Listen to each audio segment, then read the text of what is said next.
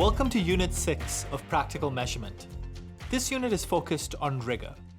And rigor in the context of practical measurement addresses not just if the scores that we get from using a measure are valid and reliable, and I'll define that in a second, but also whether the scores that we get and the thresholds that we use to judge if something is valid and reliable are actually feasible and reasonable for practitioners working in low resource and crisis contexts.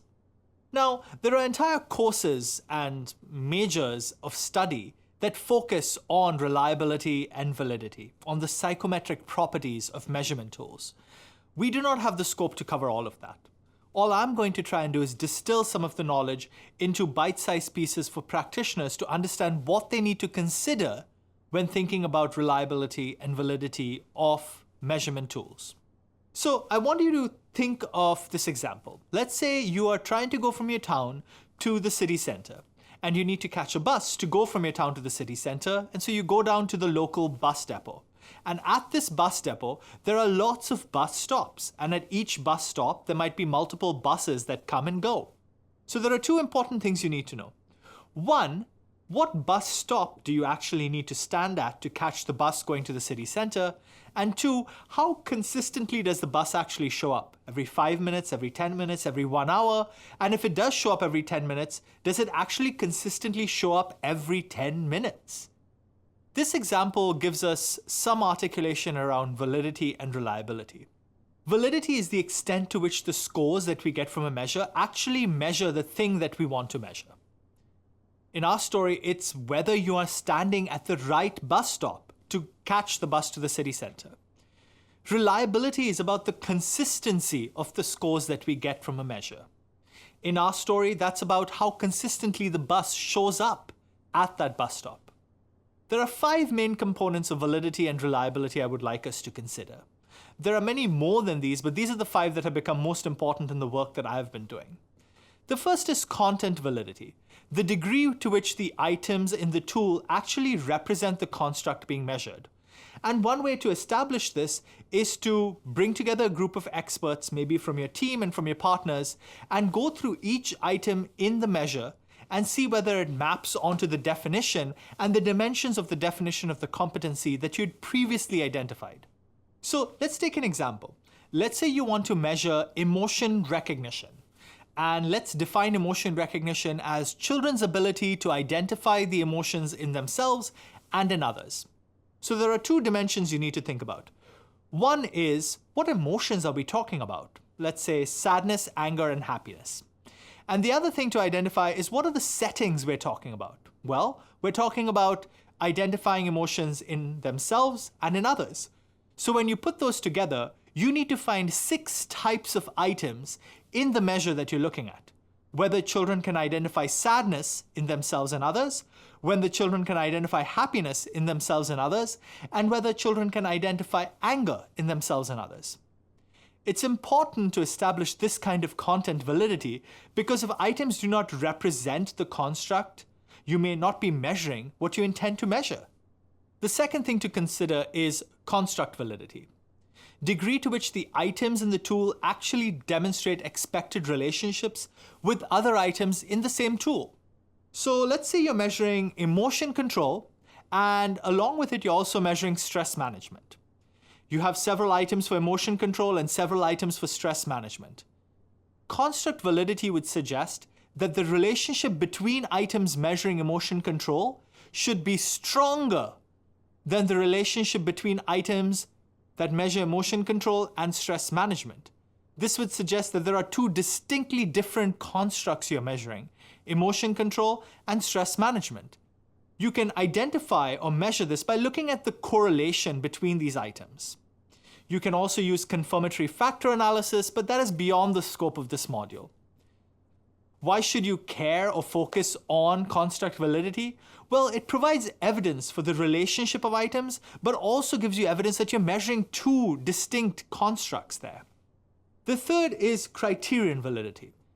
And this is the degree to which the construct being measured demonstrates expected relationships with other constructs. So let's say you're measuring emotion regulation and stress management. Now, instead of looking at the relationship between individual items, you're looking at the relationship between total score of emotion regulation and total score of stress management. We could hypothesize that there should be a strong relationship between the total score of both of these. So as emotion recognition starts to increase, stress management also starts to increase.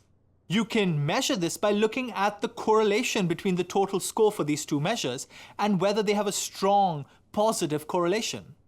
The next thing to consider is reliability. Internal consistency reliability is the degree to which items measuring the same construct do so in a consistent manner. So let's go back and think about emotion recognition. We would expect that if a child scores high on some of the items of emotion recognition, they would also score high on the rest of the items of emotion recognition. If they score low on some of the items, they would score low on most of the items of emotion recognition. This consistency in scoring is internal consistency. The Cronbach's alpha statistic allows us to provide a statistic between 0 and 1 to identify the level of consistency of these items, above 0.7 being satisfactory. And it's important to understand internal consistency because it provides evidence of whether you have the right diversity of items to measure the construct consistently. Inter-rater reliability is the degree of agreement between different assessors. And this becomes especially important if you have an observation or performance-based measure, where an assessor is looking at children perform something and scoring them, or watching a classroom and scoring it. This is important because we want our assessment to happen in a standardized fashion across all assessors. And so inter-rater reliability provides us with evidence that different assessors are actually scoring children consistently. Now, validity and reliability are related. However, it's become a lot easier to establish reliability as compared to validity. There tend to be a lot more simple statistics that we can use to identify reliability. And you can use advanced, sophisticated programs for that, or you can even just use Excel. Validity, on the other hand, takes sophisticated statistical and programming knowledge, and generally the results that we get aren't clear-cut. There isn't a clear statistic. It takes some level of interpretation. Because of the ease of being able to identify reliability as compared to validity, reliability has taken precedence in deciding which measures we should use, which measures are rigorous. But this is troubling because reliability only tells us about the consistency with which we're measuring something, not what we're measuring and whether we're measuring the right thing. For example, the graphic on the screen is often used to describe the concepts of validity and reliability in measurement. Validity is how close we can get to the center of the bullseye, while reliability is how consistently we can hit the same mark over and over again, even if that mark is not the bullseye. The ideal situation is when we have a measure whose scores are both valid and reliable.